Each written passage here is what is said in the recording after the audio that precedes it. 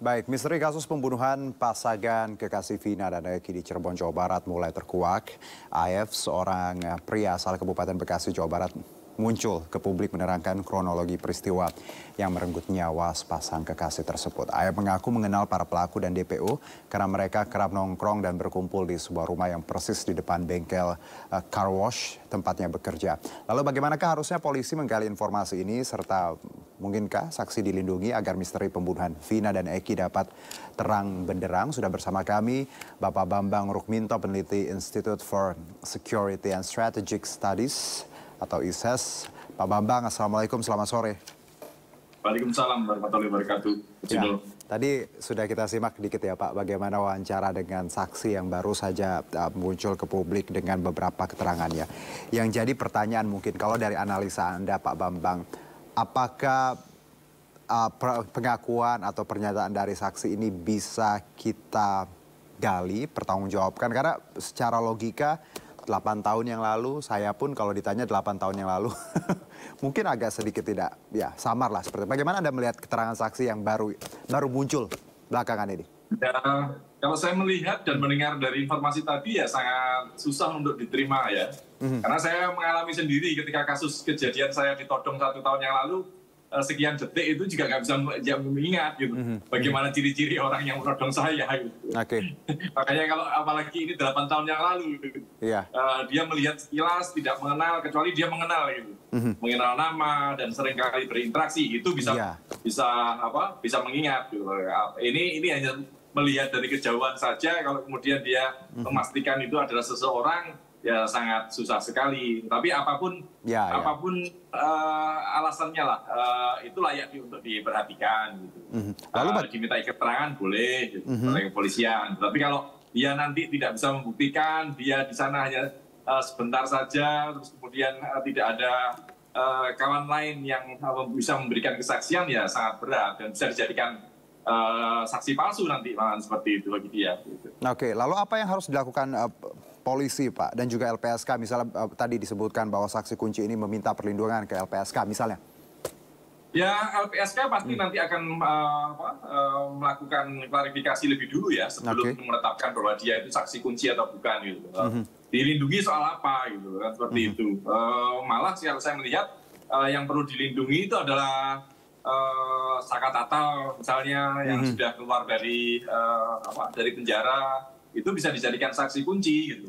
Karena dia juga mengalami peristiwa 8 tahun yang lalu seperti itu. Apa saja kesaksian-kesaksiannya yang mungkin bisa dikonfrontir dengan tersangka yang lain, itu yang harusnya lebih jadi dikembangkan. Sebenarnya Pak Bambang, kalau kita bicara mengenai menggali informasi seperti itu, Saka Tatal ini bisa kita gunakan sebagai misalnya tadi whistleblower atau seorang yang, karena memang Saka ada dalam circle dan lingkungan tadi, bahkan juga sempat ditahan. Berarti sebenarnya polisi harusnya bisa membuka dari pintu Saka Tatal ini ya Pak ya?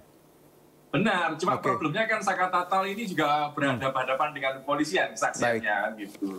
Makanya Saka Tatal ini lebih layak untuk dilindungi oleh LPSK daripada saksi yang tadi itu. Baik. Kalau kita bicara mengenai pengakuan banyak pihak, karena dinamikanya ini luar biasa Pak. Makin hari publik makin dibuat bingung dengan masing-masing pengakuan dari berbagai pihak. Dari pengakuan ini kita akan bisa saja bohong, ya juga mungkin hoax atau hal-hal yang mungkin tidak bisa dipertanggungjawabkan ya Pak Bambang. Apakah perlu kita atau polisi menggunakan cara lain, misalnya apakah masih bisa scientific crime setelah 8 tahun? Anda melihatnya gimana?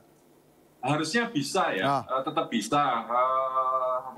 Scientific crime investigation yang dilakukan 8 tahun yang lalu itu tentunya masih ada data-data gitu. Data terkait dengan otopsi, forensik, semuanya harus jelas. Masih bisa ya Pak?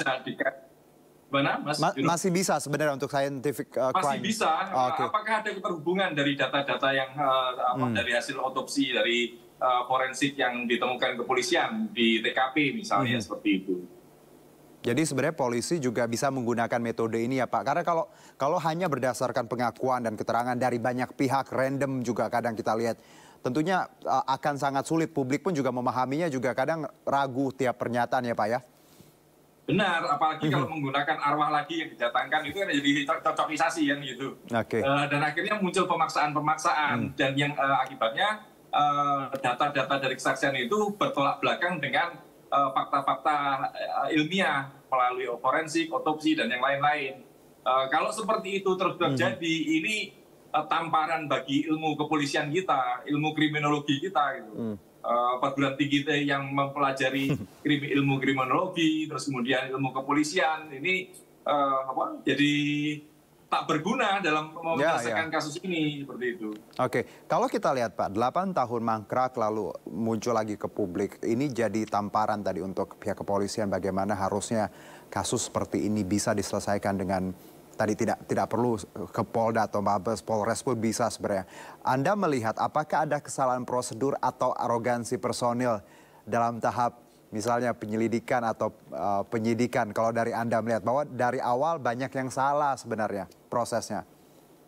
Indikasinya seperti itu, Mas Juno. Ada pemaksaan untuk mengarahkan kasus ini berbelok gitu. Kalau kepolisian itu taat prosedur dengan menjalankan prosedur sesuai scientific crime investigation, selesai udah. Semuanya semuanya ini sudah clear 8 tahun yang lalu. Tapi karena ada indikasi pemaksaan-pemaksaan dibelokkan ke arah mana, juga ingin mengikuti popularisme, kearifan lokal dalam tanda kutip, memunculkan arwah almarhumah seperti itu, akhirnya ini berbelok arah ke semua gitu. Makanya ini harus diulang lagi penyidikan 8 tahun yang lalu. Yang siapa yang membuka, harus ada audit investigasi yang dilakukan oleh Dipropam. Kenapa prosedur itu salah, ya, kesalahan prosedur itu dilakukan 8 tahun yang lalu, seperti itu. Berarti audit propam penting ya Pak ya, untuk membuka sangat penting, untuk agar hal seperti ini tidak terulang lagi, bahwa penyidik itu harus bekerja sesuai dengan SOP. Kalau salah, akibatnya apa? Rentetannya kan jauh. Sekarang Polda Jawa Barat, terus Polres Cirebon saat ini, semuanya terbebani oleh kasus yang seharusnya selesai 8 tahun yang lalu, seperti itu. Oke, baik. Lalu kalau kita lihat Pak, dengan kinerja polisi, perlukah polisi juga menjelaskan ke publik mengapa ini mangkrak, mengapa ya hutang kasus ini begitu lama, apa kendalanya? Karena ini juga jadi, kalau kita lihat ya Pak, untuk kasus-kasus besar, bahkan kasus terorisme, polisi cepat sekali menyelidiki sampai ke sel-sel seperti itu. Kalau Anda melihat, perlukah sebuah penjelasan dari polisi agar publik juga tidak punya banyak prasangka terkait tadi pembelokan yang Anda sebut? Sesuai semangat presisinya Pak Kapolri, salah satunya transparansi berkeadilan, semuanya harus dijelaskan kepolisian. Bila polisi ingin membangun citra yang bersih, tegas, berwibawa, transparan, seperti itu Mas Juno. Makanya ini semuanya harus clear dan dijelaskan secepat mungkin agar tidak berkembang kemana-mana. Kalau kemungkinannya Pak, misalnya possibility-nya, misal Saka Tatal tidak bersalah, lalu mungkin ada beberapa nama yang tidak terlibat, terpaksa tadi harus mengakui, apa yang harus dilakukan, sanksi apa yang berbalik harusnya untuk pihak-pihak yang membuat prosedur ini salah, perlukah ada sanksi tegas atau seperti apa Pak? Iya, tetap sanksi tegas harus dilakukan oleh personel yang melakukan kesalahan. Bila ini bisa menjadi pelajaran bagi kepolisian. Makanya di Propam Mabes Polri harus turun untuk melakukan audit investigasi. Siapa yang salah? Kalau benar-benar terjadi kesalahan. Kalau sudah dilakukan sesuai dengan aturan, tentunya itu akan bisa mengklarifikasi asumsi-asumsi yang ada di masyarakat saat ini. Seperti itu. Makanya saya mendorong di Propam Mabes Polri untuk terjun untuk melakukan audit investigasi apa yang terjadi 8 tahun yang lalu. Baik. Dan tadi kalau bicara saksi, kita tidak perlu mencari tadi atau yang seperti pengakuan beberapa pihak tadi Pak ya. Sebenarnya para tersangka pun bisa kita gali informasi dan itu kadang, let's say, mungkin lebih valid seperti itu Pak. Benar, mereka sudah dijadikan tersangka, terpidana malahan. Tentunya mereka mempunyai kesaksian-kesaksian yang penting gitu. Terlepas dari kesaksian mereka, yang lebih penting lagi adalah data-data primer, yakni hasil forensik, hasil otopsi, olah TKP dan sebagainya tadi. Apakah ada kecocokan dengan tersangka? Kemudian ada mungkin ada bercak darah di baju mereka. Hal-hal seperti itulah yang harus diungkap oleh kepolisian saat ini. Baik, Pak, satu mungkin Pak Bambang, kalau kita lihat kasus ini 8 tahun dan juga banyak sekali celahnya, puzzle-nya juga berantakan seperti itu, sampai kita banyak pihak yang bingung. Apakah kalau ada asumsi bahwa ada tekanan, ada pengaruh, apakah hal ini juga mungkin Pak Bambang? Sangat mungkin ya. Kalau kita melihat kasus 2 tahun yang lalu, misalnya kasus Ferdy Sambo misalnya, yang ramai kita perbincangkan, itu pun juga muncul tekanan-tekanan. Gitu. Kepolisian seringkali salah dalam mengartikan korsa, code of conduct, istilahnya seperti itu. Sehingga mereka bisa saling menutupi kesalahan-kesalahan personilnya. Kesalahan personil diambil alih institusi, ini tidak benar itu. Institusi seharusnya lebih tegas untuk meluruskan personilnya yang salah. Makanya kasus ini berlama-lama, salah satunya yaitu tadi ada semacam ego sektoral ya, dari kepolisian untuk menutupi kasus ini. Makanya berputar-putar terus, tidak ada jawaban dan tidak segera mengklarifikasi mana yang benar, mana yang salah. Dan sampai sekarang pun juga tidak ada penjelasan lebih detail terkait dengan tersangka Peggy ini, ya, seperti itu. Baik. Apa peran Peggy ini? Di mana dia?